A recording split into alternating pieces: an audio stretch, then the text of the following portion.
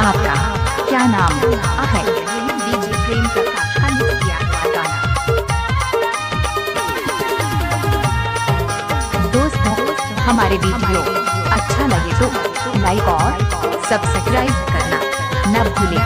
धन्यवाद। अरे जा जा।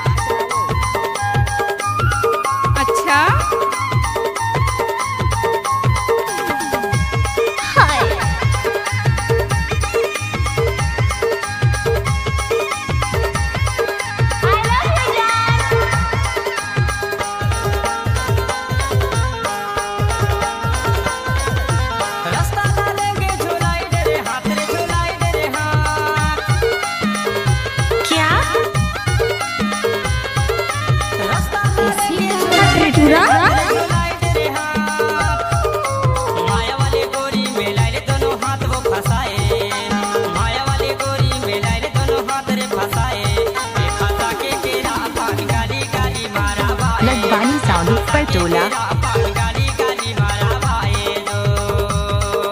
अच्छा,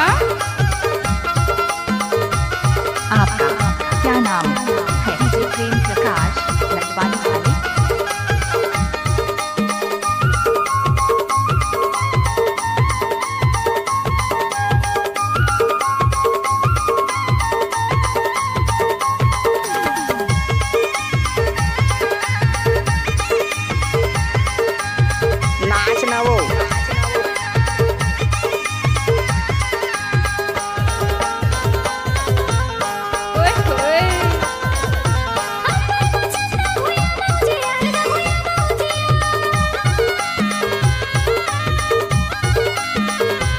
एक बार मौसम नाच के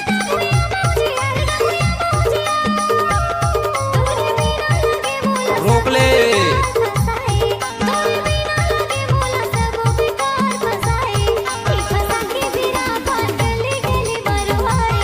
लचा झन्ना वो डीजे प्रेम प्रकाश का मिक्स किया हुआ गाना। कैसे लागे? डीजे प्रेम प्रकाश लखवानी वाले।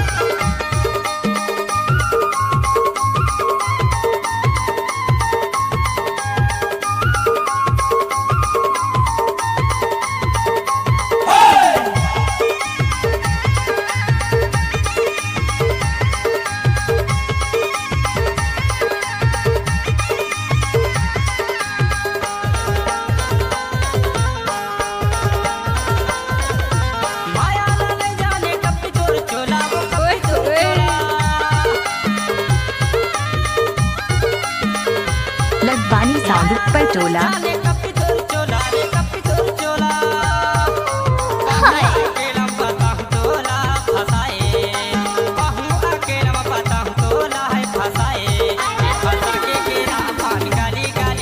दोस्तों, हमारे वीडियो अच्छा लगे तो लाइक और सब्सक्राइब करना न भूलें। धन्यवाद।